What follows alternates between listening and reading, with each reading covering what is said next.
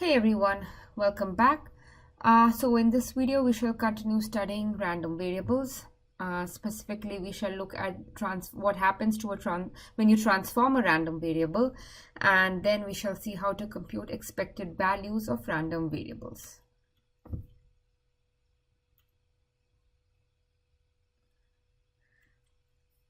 So first, we shall see what happens when we transform a variable, right? So there are many situations when we need to transform data or variables, right? So for example, our data might consist of prices of an object in certain currency, and maybe we want to convert it to a different currency. So for example, if you want to convert prices from dollars to euros, you'll multiply your data by some constants, right? So basically, you'll be transforming your data. So the question is, what happens to the distribution of this new transformed variable? Or how do you find out the distribution of the new transformed data? So x is a discrete random variable. It takes values x1 through xn, and these are the corresponding probabilities And suppose we'll have a transformation, right? So y is g of x. So y is a transformed version of x, right? G is a real valued function. And y takes these possible values, g1, g2, gn, right? So x takes values x1 through xn. Y is transformation of g. So y is transformation of x. So y is g of x. And y can take values g1, g2, gm. M can be less than equal to n because this function g may not be one-to-one, right? For example, square transformation. So if x is equal to plus 1, if x is equal to plus 1 and minus 1, and if y is equal to x squared, right? So x takes two values, but y just takes one value, which is 1, right? So this m can be less than equal to n. Let me get rid of some of this crap. Yeah. So in that case, how do you find probability that y takes a particular value gi, how do you find this value? How do you find this probability? So you will take all of the xj's, right, that are mapped to gi, right? So xj such that g of xj gives you this value gi that you're looking for, and you're going to sum the probabilities of those xj's. Okay, so an example will make this clearer. So this is x takes values minus 1, plus 1, and 2. And these are the corresponding probabilities. And this is a transformation, y is equal to x squared. So how do we find probability distribution of y? So we know that y can take values 1 and 4. So probability that y takes value 1. So remember the formula, right? You take all the x, all of these points in x that are mapped to 1, that's minus 1 and plus 1, and you sum their probabilities. So that's 0.3 plus 0.1, okay? For y is equal to 4, you look at which x maps to 4. We know that this 2 maps to 4, right? Right, so g of 2 is equal to 4. So therefore, probability that y takes value 4 is just probability of this 2, which is 0.6.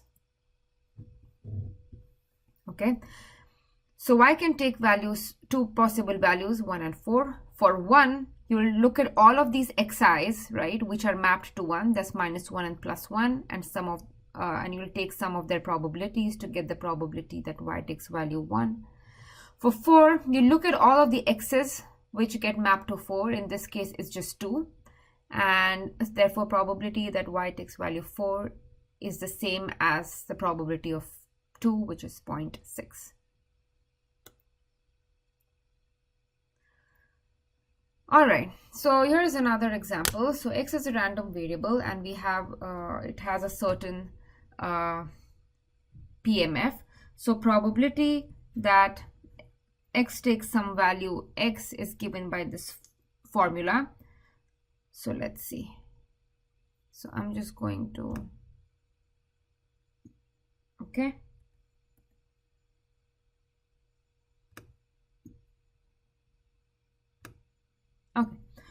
So I know that probability x takes value 0 is to choose 1, 0.6 raised to 0, that is 1, and then 0.4 square.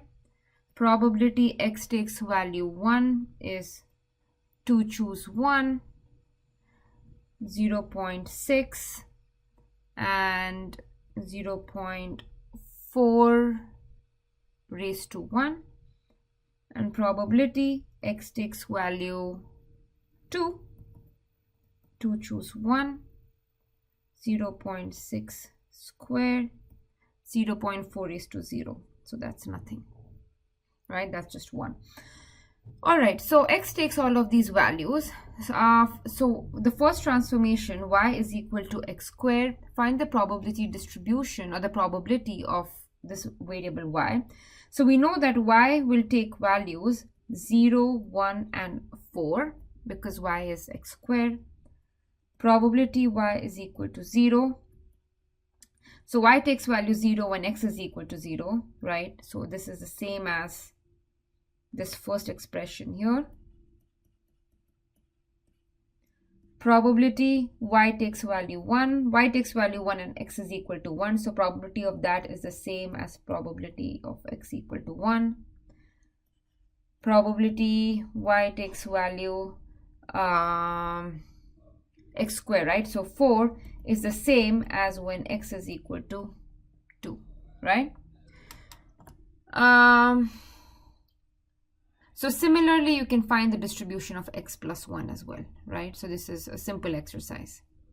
So next we come to the concept of expected value. Next we look at the concept of expected value, okay? So y is a random variable with probability mass function given by, denoted by p.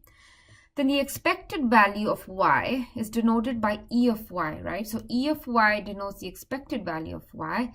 It is said to exist if this particular sum is finite, okay? So what is this? So suppose y takes values y1, y2, y3, okay? This sum is absolute value of y1 times probability of y1 plus absolute value of y2 times probability of this point y2, y3, probability of y3, right? So this is the sum is over all possible values of y. So if you take the you can open it up this way. So if the sum is finite, okay, then the expected value is said to exist. And then the expected value is defined in this particular way, okay? So it's sum over all values of y times their corresponding probabilities. So many times this expected value of y is denoted by mu or even mu y to indicate that this is the mean of or the expected value of y.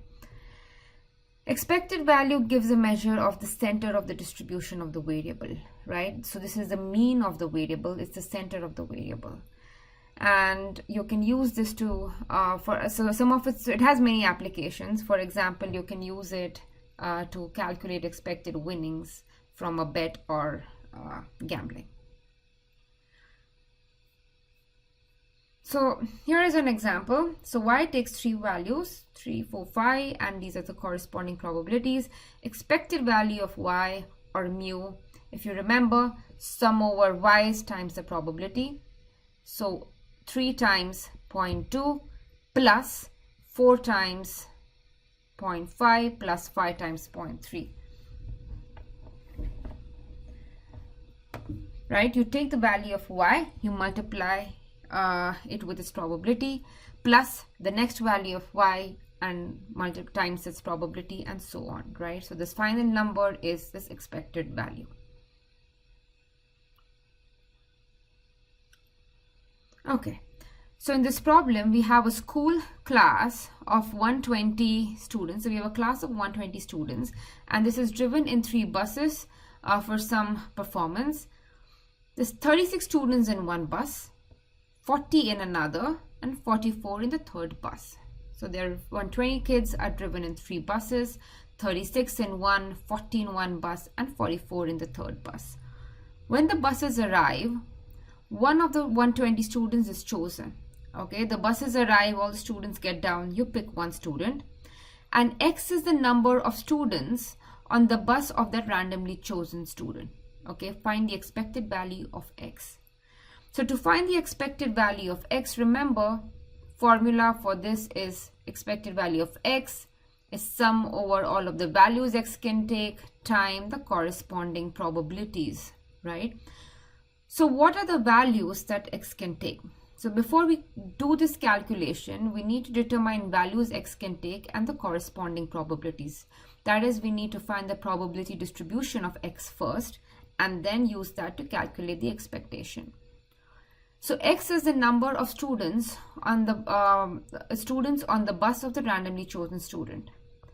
So it's possible, you pick a student, it's possible that the student came from the bus that had either 36 kids, or the 40 kids, or the 44 kids, right? So X takes 3 possible values, 36, 40, and 44.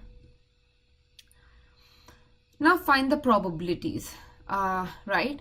So you're picking a kid randomly, right? So the first bus had 36 students, right? So what is the probability that the kid came from the first bus? So it will be 36 by 120, right? Because 36 kids were in the first bus divided by total number of students, that's 120.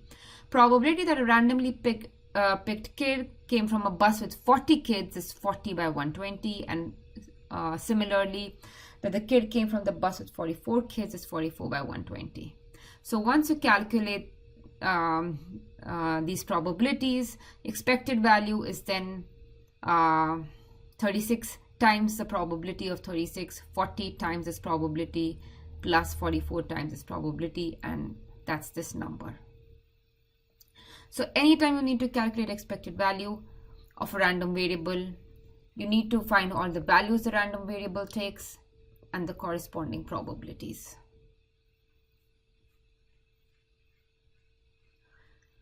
So then how do you calculate expected value of a function of a random variable, right? So y is a random variable and its a PMF is given by P of y. G of y is a sum function of y, right? The expected value of G of y is given by this formula. What does this mean? Suppose y takes values y1, y2, y3. Corresponding probabilities is P1, P2, and P3. So expected value of G of y is going to be G of y1 times probability of y1, that's P1, G of y2 times P2 plus G of y3 times P3. That's how you open up this formula. So here is an example. Y takes values 3, 4, 5. These are the corresponding probabilities of y. G of y is 2y plus 3, right? Expected value of G of y. So if you look at this, this is sum over all y's, right? So G of y1 times P1 plus G of y2 times P2 plus G of y3 times P3, right? So y1 is 3. So G of 3 times the probability. And of course, G of 3 is 3 times 2 plus 3. That's 9, right? So it's fairly simple. You're just plugging in the values. Note that this sum is over y, right? So you take a certain, you pick a value of y. You look at G of y times its probability, right?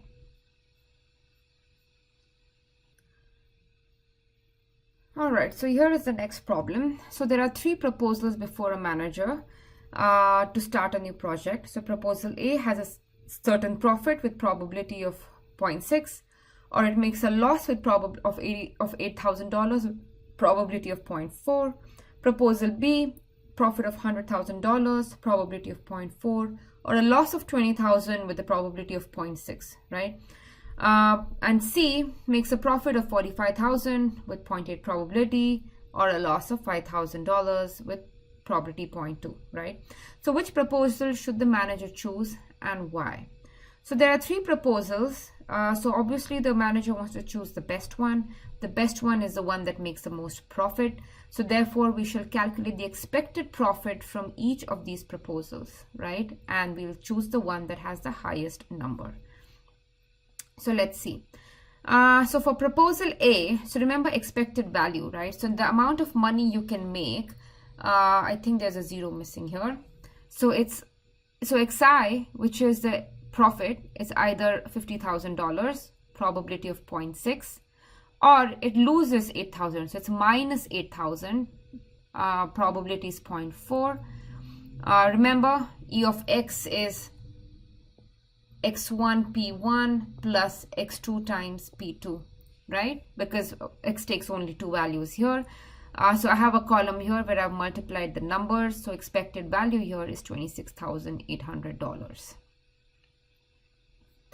For proposal B, XI, that's the profit of $100,000 with probability 0.4, or a loss of 2,000 with this probability 0.6. The expected value turns out to be 28, and for proposal C, you do the same thing. It turns out to be 35. So the proposal C is expected to give the maximum amount of profit, and therefore the manager should pick the last one. That's the proposal C. All right, so that's all for this video. I will see you on the next one. Thank you.